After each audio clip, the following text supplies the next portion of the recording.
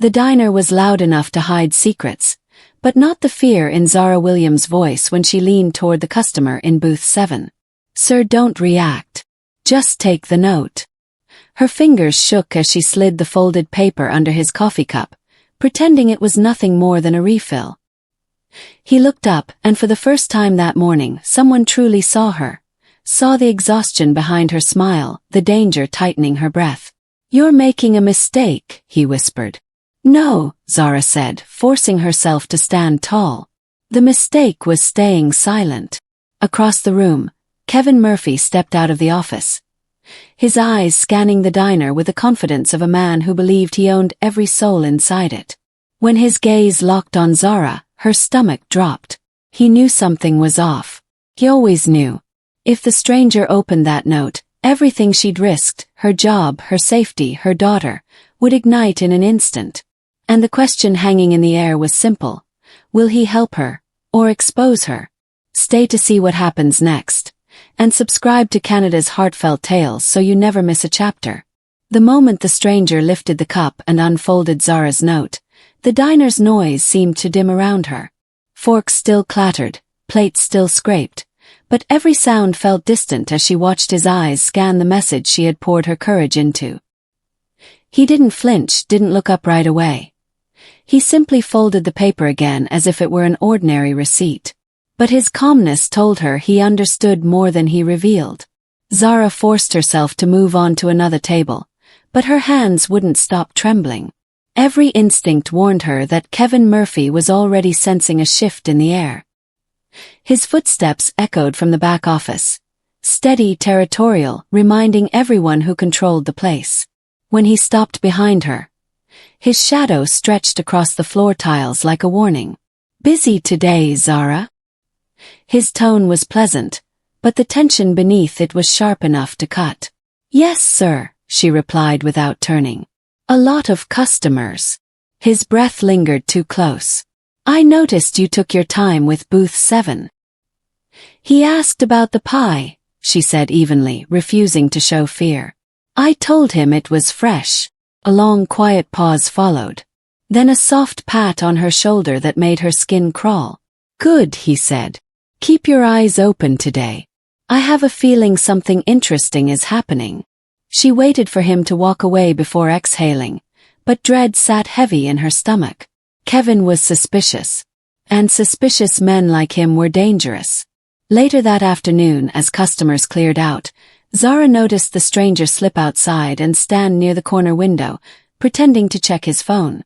But his eyes moved with purpose, tracing the staff's routines, watching how the managers handled money, noting every interaction. She had no idea who he really was, only that her life depended on him reading the signs she'd been silently screaming for months. When the shift ended, she walked to the bus stop, pulling her thin jacket tighter against the wind. The sky over Chicago was washed in dusty orange, and her thoughts were tangled between fear and the fragile hope she'd dared to let in. She didn't expect to see the stranger again. But he appeared beside her at the crosswalk, hands in his pockets, speaking without looking her way. "You were right," he murmured. "Something is very wrong inside that diner." Her breath hitched. "You came to find me. I needed to know if you were safe," he said. "And I need to see this through." She studied him fully now. Whoever he was, he carried himself like a man accustomed to making decisions that changed lives. Calm, deliberate, steady. A stark contrast to the chaos inside her. "Kevin won't let this go," she warned. "If he thinks I've spoken to anyone." "That's why I'm here," he cut in. "You're not alone anymore." Those words were almost enough to bring her to tears, but she held herself together. She had to. The next morning, trouble began before sunrise. Zara arrived early to set up the coffee station, hoping to avoid Kevin's gaze, but he was already in the dining room, pacing as he spoke urgently on his phone. His face was tight, restless. She caught a few clipped words. "Tonight, 11. No mistakes this time." Her pulse quickened. Whatever Kevin was planning, it wasn't small. When he hung up, he turned toward her with a stare that crawled beneath her skin. "Zara," he said. "A word." She followed him into the office she despised, every step feeling like she was walking deeper into a trap. The door shut with a heavy click. He leaned against the desk, arms crossed. A customer yesterday seemed curious about our operations. Did he ask you anything unusual? No, Zara said. He just ordered coffee. He studied her closely, searching her face for cracks. You're a smart woman. You don't want misunderstandings to cost you your job. Or your safety. There it was. The threat. Wrapped in polite tone, soaked in cruelty. She met his gaze anyway. I do my job, Kevin. Make sure you keep doing that. He straightened his tie, smiling thinly. Tonight is important. Be here. No excuses. Her stomach twisted. Whatever was happening tonight, he wanted her present, to witness it or be silenced by it. At 6 that evening the diner felt different. Too quiet. Too many lingering glances. Several long-term employees kept their heads down, pretending not to see the tension radiating from the managers.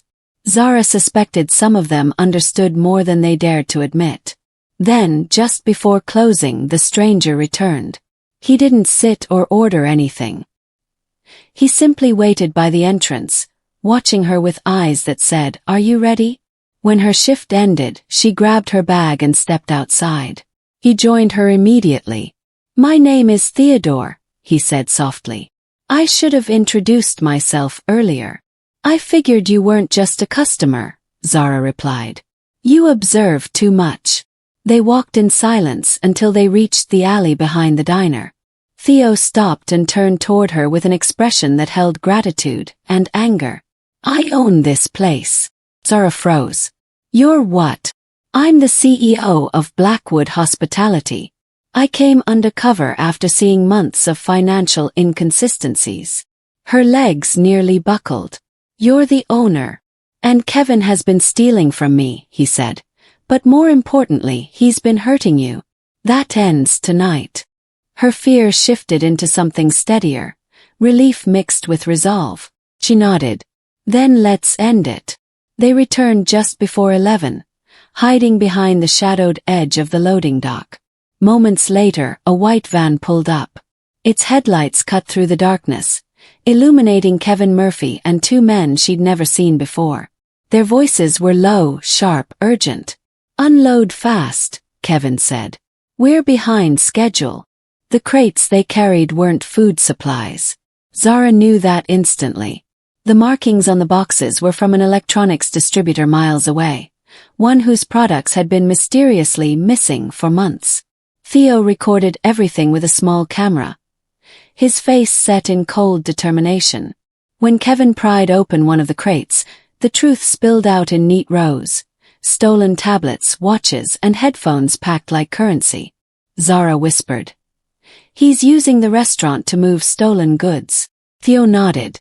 "And he's going to answer for it." But before they could slip away, Kevin's voice rang out. "Zara!" She froze. He stepped forward, eyes blazing. "Thought you could hide. Thought I wouldn't notice you sneaking around with your little friend." Theo stepped between them. "That's enough."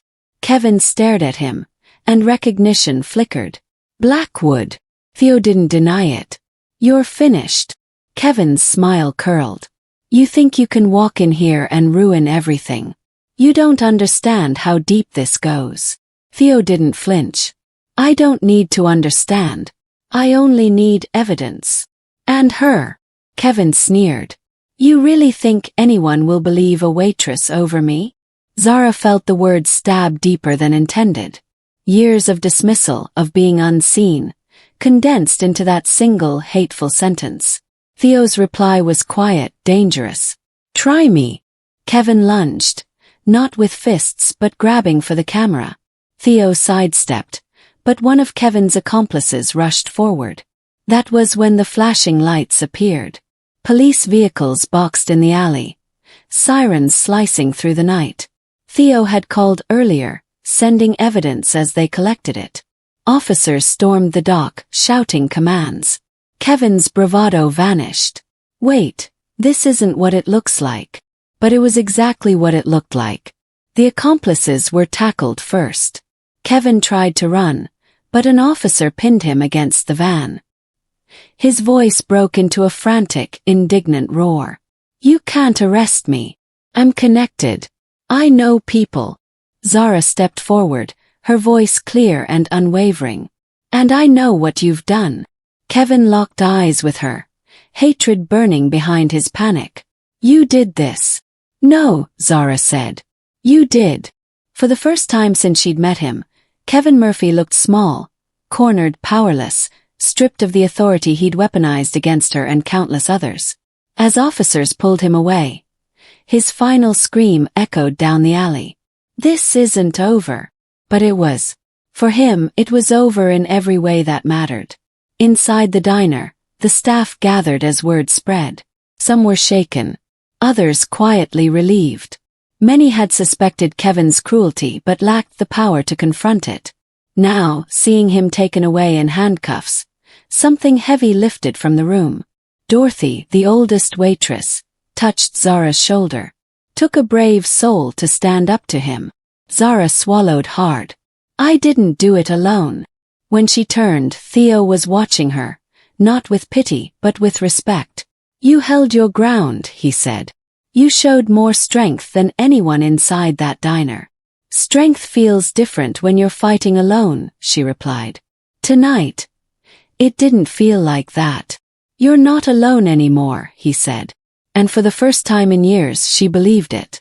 But the night wasn't finished with them yet. There were statements to file, evidence to hand over, and 100 questions from officers who finally saw the corruption bloomed beneath their noses. Hours passed before they stepped out into the quiet street, the city still dark except for the glow of distant traffic. Theo glanced toward the diner window, where staff huddled together in exhausted relief. "The company will change," he said. "New leadership, new protections. No more men like him in positions of power." Zara nodded. "People deserve safety where they work." "They do," he said. "And you kept them safe tonight." She brushed a strand of hair behind her ear, heart still unsteady from the adrenaline. "I kept myself safe too." "Yes," Theo said softly. "You did." A patrol car drove past, Kevin's voice faint inside, his threats dissolving into the night. Zara watched the lights fade and felt years of fear loosen their grip. He wasn't coming back. He wasn't hurting anyone anymore. And tomorrow would finally be different. When the last patrol car rolled away, a quiet settled over the block, different from the silence that had once filled Zara's nights. This time it carried possibility. She stood beside Theodore outside the diner, watching the first hints of morning gather along the rooftops, soft gold brushing a place that had held so much fear. "I didn't think anyone would ever hear me," she said, not as a confession, but as a truth finally allowed to breathe. "They heard you tonight," Theodore replied. "Because you refused to disappear." Zara looked at her reflection in the dark window, no longer the woman who survived by blending in, but someone who had chosen to step forward, even when her voice trembled. For the first time in years, she felt the weight on her shoulders ease, replaced by something sturdier than hope, control over her own story. Inside, the workers moved with a lighter rhythm, as if a locked door had finally opened. Zara watched them and understood that courage didn't always roar. Sometimes it showed up in small steps that led to one life-changing moment. As she walked away from the diner, Amelia's laughter from the night before echoed in her mind, a reminder of why she fought and why she'd keep fighting. The sky brightened behind her, and her shadow stretched forward like an invitation toward a future she could finally claim. If this story moved you, please like, share, and subscribe to Canada's Heartfelt Tales so we can continue bringing these powerful journeys to life.